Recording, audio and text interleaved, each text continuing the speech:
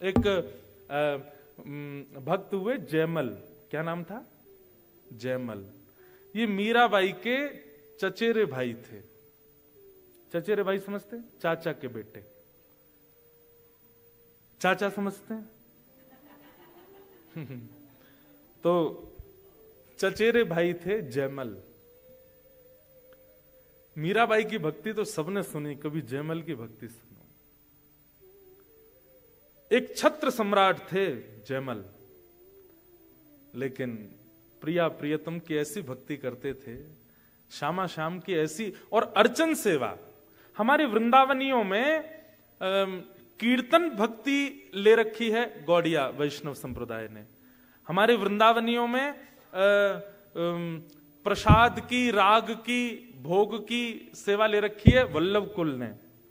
हमारे वृंदावन में श्रृंगार की और ठाकुर सेवा की जिम्मेवारी ले रखी है राधा वल्लभियों ने।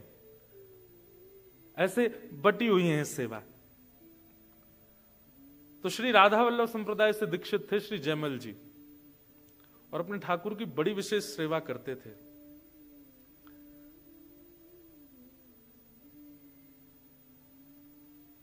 एक दिन वे अपने कक्ष में सो रहे थे और उनको अचानक गर्मी लगने लगी। पहले फैन तो होते नहीं थे, एसी तो थे नहीं। वो कोई द्वारपाल बाहर बैठा बैठा पंखा चलता था ऊपर, वो रस्सी से पंखा चलते रहते थे, ऐसा ही व्यवस्थाएं होती थी।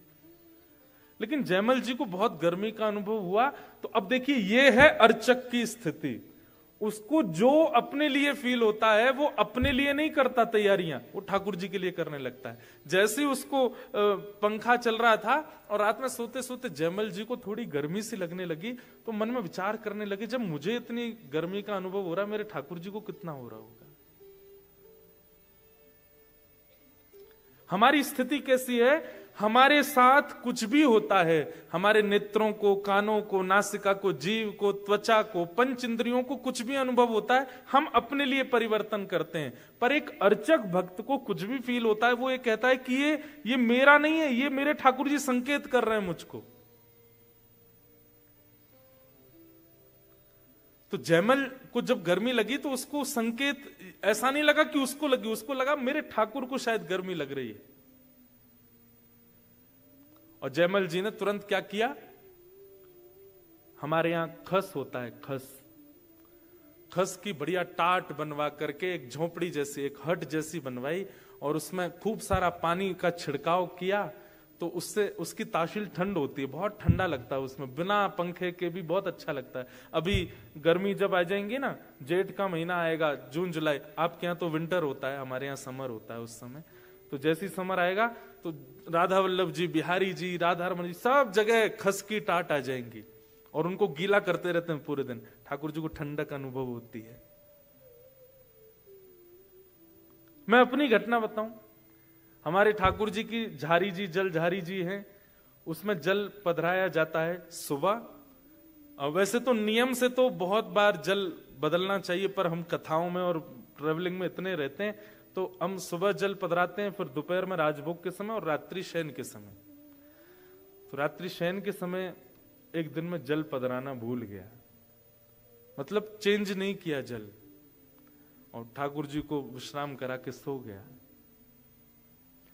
रात भर प्यास लगती रही, पानी पीऊं और फिर उठ करके पानी पीते हैं तो फिर थोड़ी देर बाद वॉशरूम जाऊं, फिर आऊं, फिर पानी पीऊं, फिर वॉशरूम जाऊं। पूरी रात नहीं सो पाया। सुबह उठ के जब स्नान ध्यान करके सेवा में गए, तब अचानक याद आया कि ठाकुर जी की जल झारी तो बदली नहीं थी। ऐसे इंडिकेशंस आपकी बॉडी को होने लग जाएंगे, आपके माइंड को होने लग जाएंगे जब आप अर्चन भक्ति में अति विशेष हो जाते हो। आपके ठाकुर जी इच्छा अपनी आपको लागू करके बताएंगे कि ऐसा है। एक बार बद्रीनाथ में कथा थी, तो मैं अपने ठाकुर जी को कथा में बहुत कम लेके जाता हूं। तो वहां जो आयोजक थे वो बोले, महाराज जी आज कथा में ठाकुर जी को लाओ। मैंने कहा ठीक है। लेकिन उस दिन इतनी ज्यादा ठंड थी, मौसम बिल्कुल माइनस में चला गया था, और मेरे कमरे से जो ऐसा ही हॉल था वो काफी दूर था, और कोई गाड़ी वाड़ी नहीं, ऐसी लेके आना था पालकी में ठाकुर जी को। तो जब मैं कथा में जा रहा था, मैं सोच तो रहा था ठंड तो बहुत पड़ रही है, ठाकुर जी को कहीं सर्दी नहीं लगे। तो मैंने जाते जाते स्टेज पे बैठते एक पंडित जी को बोला, ठाकुर जी को ना गर्म शॉल उड़ा देना। और मन में ऐसा आया कि इतना तो ठाकुर जी सही लेंगे मेरे लिए ठंड ज्यादा है। अब विश्वास नहीं मानेंगे, ठाकुर जी जैसे ही मंच पर आए और उस दिन की कथा विश्राम होते ही गला चौक, मेरा ही गला बैठ गया। और इतनी ठंड, जाड़ा, रात भर बुखार, खूब दवाई औषधि ले ली लेकिन बुखार उतरा नहीं। ये मैं अपना अनुभव बता रहा हूं। रात में दवाइयां ली, सुबह उठ के दवाई लेने लगा, स्थिति बहुत वैसी हो गई कि अब कैसे कथा करूंगा आज की। पता नहीं क्या मन में आया, मैंने कहा सुनो, एक शुद्ध काढ़ा बना करके ठाकुर जी का भोग लगाओ। और जैसे ही ठाकुर जी का भोग लगाया, सब रो ज्वर उतर गयो, गलो ठीक है लगो, बिल्कुल स्वस्थ हो गए। ये चतुर्थ भक्ति पर तो मैं अपने ही उदाहरण बहुत दे सकता हूं आपको। पाद सेवनम, ठाकुर की सेवा, ये कोई पाषाण नहीं है, वे चैतन्य है साक्षात। उनकी उसी भाव से सेवा किया कीजिए। हमसे आप दोपहर में बोलेंगे 1 बजे कि महाराज जी अपने ठाकुर जी का दर्शन कराओ, हम कहेंगे अभी नहीं मिलेंगे। क्यों? अभी गैया चराने गए ठाकुर जी। 2 दिन से तो अफ्रीका में गैया चराने जा रहे हैं। तो हम एक काम करते हैं, ठाकुर जी से यूं कहते हैं, ठाकुर जी गैया मत ले जाइयो, अकेले ही चले जाइयो, यहां शेर बहुत हैं, कहीं गैया पे आक्रमण है तो। आज हम कहीं बाहर गए थे तो भोग के लिए आपको आज्ञा दी कि आप भोग लगाओ, लेकिन उससे पहले ठाकुर जी को बोला कि ठाकुर जी आज भोग जिस घर में आप आए उस घर का कोई सदस्य पधराएगा। नहीं बता करके जाएंगे तो भोग की थाली गिर जाएगी नीचे। ऐसे अनुभव होते हैं। ये कैसे होते हैं? जब आप उनको पाषाण ना मानो, उनके प्रति पाषाण बुद्धि ना रखो। वो गेम खेल रहे हैं आपके साथ में, उस गेम में अपनी निपुणता करो। कथा सुनकर के अपने भावों से, अपने कीर्तन से, अपनी सेवा से ठाकुर जी के उस गेम में जिसमें वो स्टैचू बन करके खड़े हैं उनको सहज कर दो। ये हमारा उद्देश्य, हमारा लक्ष्य है। पाद सेवनम।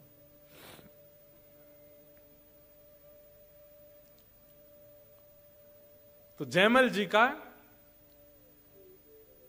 नित्य नियम था कि वो ठाकुर जी के आगे 3 घंटा बैठ करके सेवा करते थे, और सेवा करने के बाद में खूब भाव से ठाकुर जी को भजन, कीर्तन और जो भी उनको अच्छा लगता था सुनाते थे।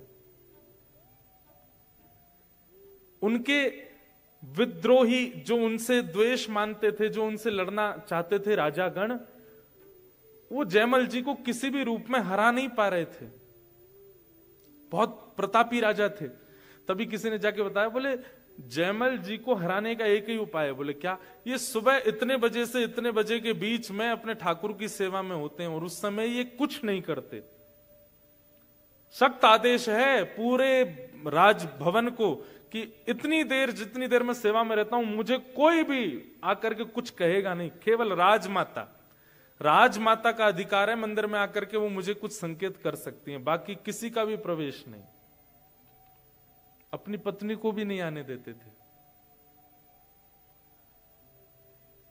तो उनके जो शत्रु राजा थे उनको पता चल गया कि जयमल इतने से इतने बजे तक पूजा करते हैं। उन लोगों ने उसी समय आक्रमण किया उनके राज्य पर। राज्य पर आक्रमण हुआ, चारों तरफ से सेनाओं ने घेर लिया। मंत्री, महामंत्री, सेनापति दौड़े दौड़े, सब बोले क्या करें क्या करें। बोले ये तो वो काल है जिसमें राजा पूजा में बैठते हैं और अभी तो काल शुरू हुआ है, अगले 3-4 घंटे तक वो सेवा में रहेंगे। अब क्या करें? इतनी देर, जितनी देर वो सेवा में रहेंगे उतनी देर में तो ये पूरा राज्य लुट जाएगा। दौड़े दौड़े मंत्री गए राजमाता के पास। मां, आप ही जयमल जी को कहो कुछ करें, वो सेवा में बैठे हैं ठाकुर जी की में। राजमाता को अधिकार था, लेकिन इतना भी नहीं था कि कुछ बहुत बड़ा निर्णय लेने के लिए वो मंदिर में जाकर के उनसे कहें कि कुछ करो। बड़े संकोच में धीमे धीमे चरण रखते हुए राजमाता मंदिर में गई। जयमल जी अपने ठाकुर जी को गोद में लेकर के सेवा कर रहे थे। अच्छा, एक और बात, यह भी एक स्वरूप है कि अगर आपके ठाकुर जी सेवा के बड़े हैं, थोड़े उनका भार ज्यादा है, तो खड़े खड़े उनकी सेवा हो। लेकिन अगर ठाकुर जी छोटे हैं, स्वरूप इतना ज्यादा भारी नहीं है ठाकुर जी का, तो एक सुंदर वस्त्र अपनी गोद में रख के वहीं लेटा के ही सेवा किया करो ठाकुर जी की। आपकी गोद में ही आए वो, वहीं सेवा पाए।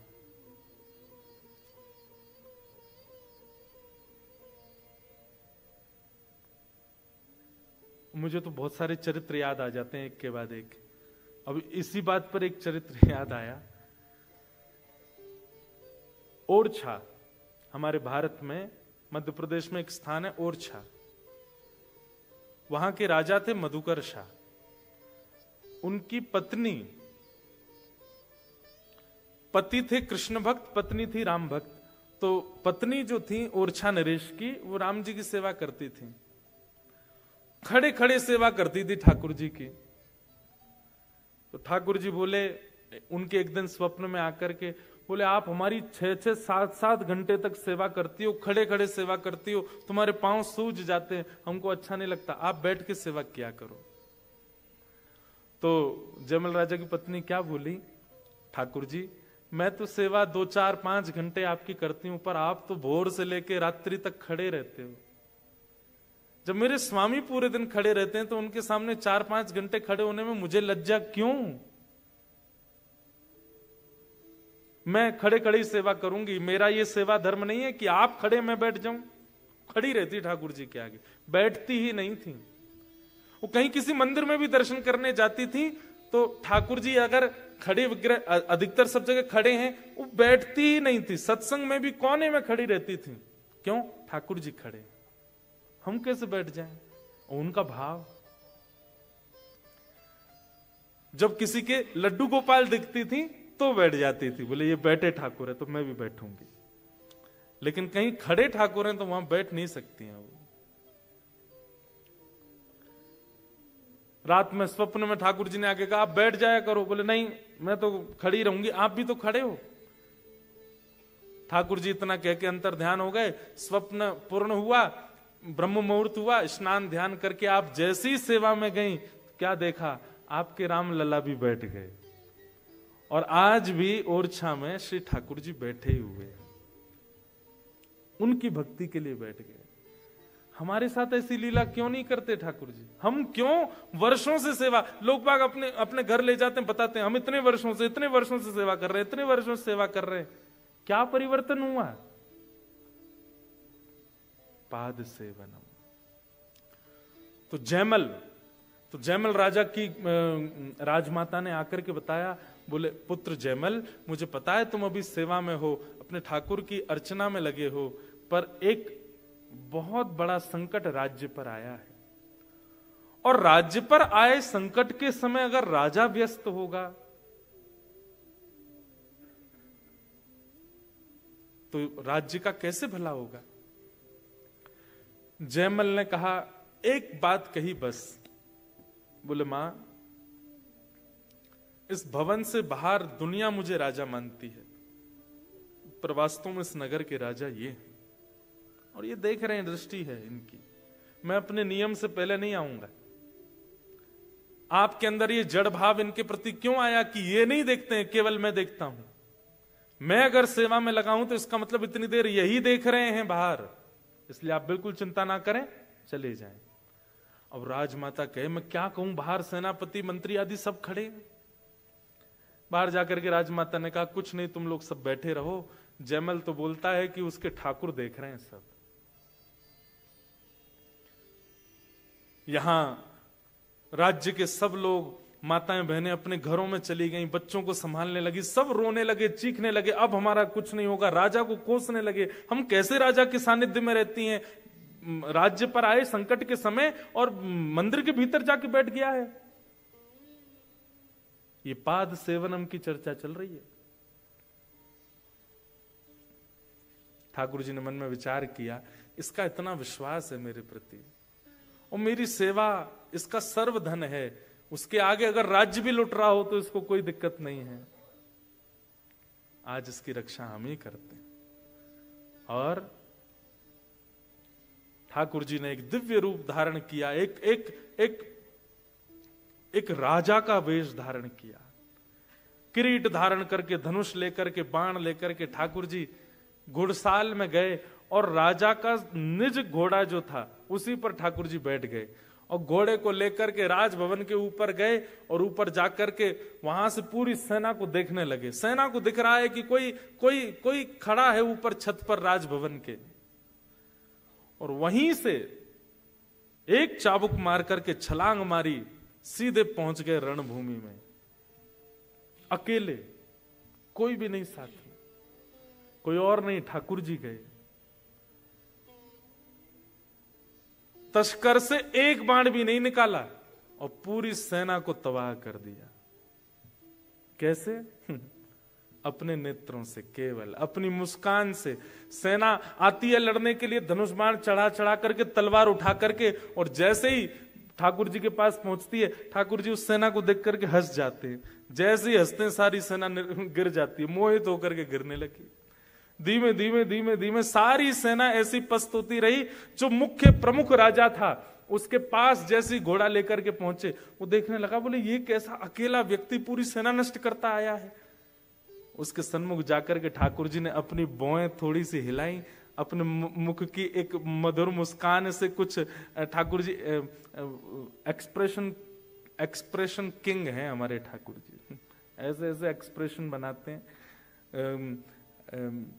हमारे चतुर्भुज दास जी कहते हैं, बंक चितय मुस्काए के सुंदर वदन दिखाए।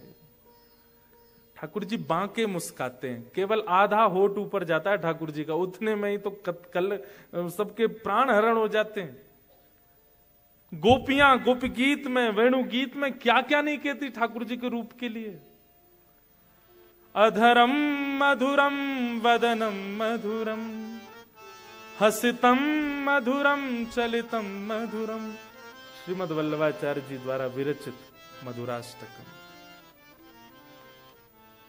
अधरम मधुरम वदनम मधुरम, मधुराधिपते अखिलम मधुरम। जैसे किसी भी अत्यंत गुणवान व्यक्ति को आपके सामने खड़ा कर दिया जाए, उसमें भी एक दोष तो आप ढूंढ ही लोगे। वो एक होता है ना,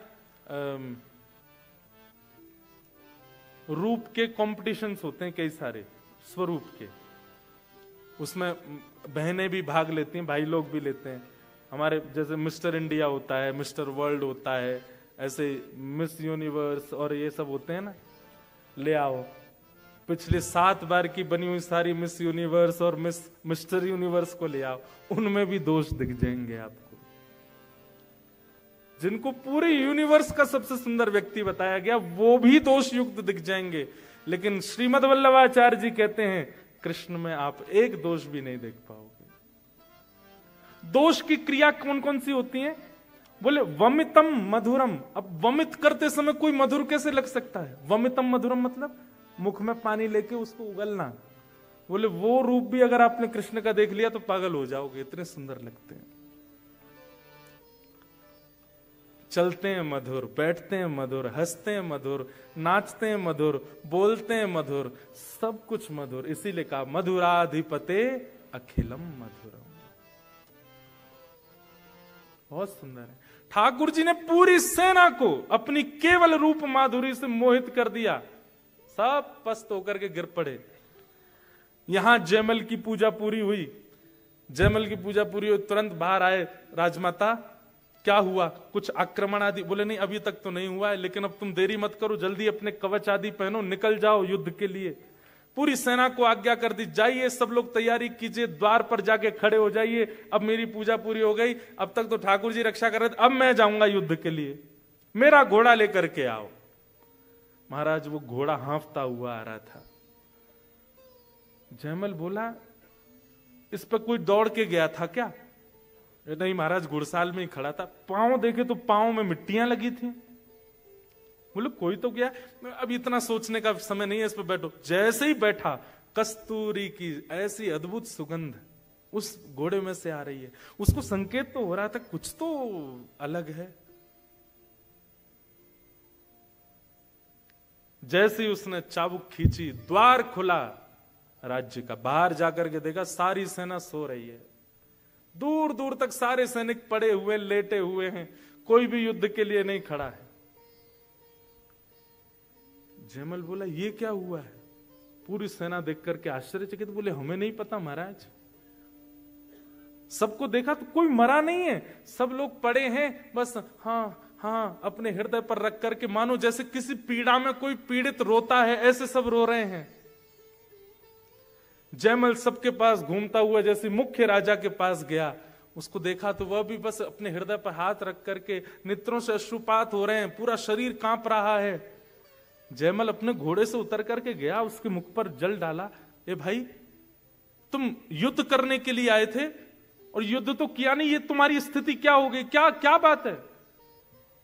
राजा को होश आया, जयमल के चरण पकड़ लिए और चरण पकड़ करके बोले मैं तुम्हारे सामने नतमस्तक हो जाऊंगा, अपने राज्य को भी तुम्हारे चरणों में न्योछावर कर दूंगा, केवल उस सेवक, अपने उस सैनिक का दर्शन करा दो जिसको तुमने अभी भेजा था। ऐसे सुंदर नेत्र, ऐसी सुंदर नासिका, ऐसी सुंदर मुस्कान, उसका मुखमंडल इतना इतना लावण्यपूर्ण।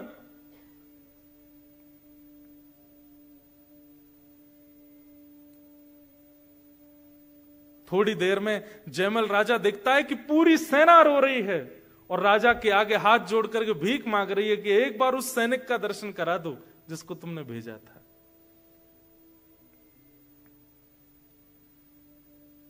जयमल आश्चर्य में है, कौन सैनिक आया ऐसा? अपनी सेना से पूछा कोई गया था क्या बाहर? बोले हम में से तो कोई नहीं गया।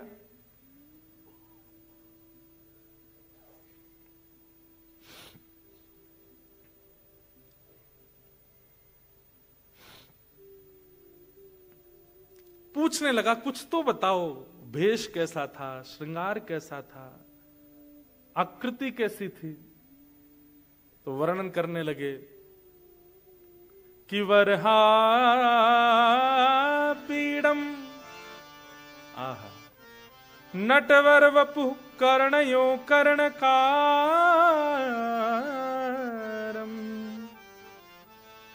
बोले सैनिक तो धनुष बाण लेकर के चलते हैं, पर उसके धनुष बाण तो तस्कर में ही रखे थे, धनुष लटका ही हुआ था।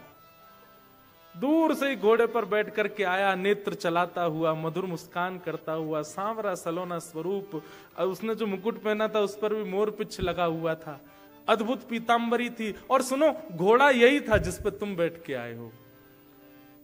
ये सुनते ही राजा को कस्तूरी की सुगंध, घोड़े का हांफना, उसके पैरों में मिट्टी लगी होना और इन लोगों की मनोदशा होना, ठाकुर जी जैसा सैनिक का स्वरूप बताना, कोई और संशय नहीं आया। दौड़ करके गया और अपने निज सेवा के ठाकुर जी को जाकर के जैसे ही देखा, सेवा के ठाकुर जी तो वैसे ही खड़े थे जैसी उसने सेवा करी थी, लेकिन पीछे जाकर के देखा तो तस्कर में बाण रखे हैं और धनुष भी रखा है।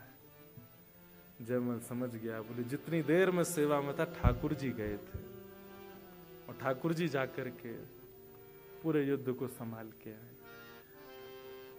ये है पाद सेवन, आपकी अर्चन भक्ति।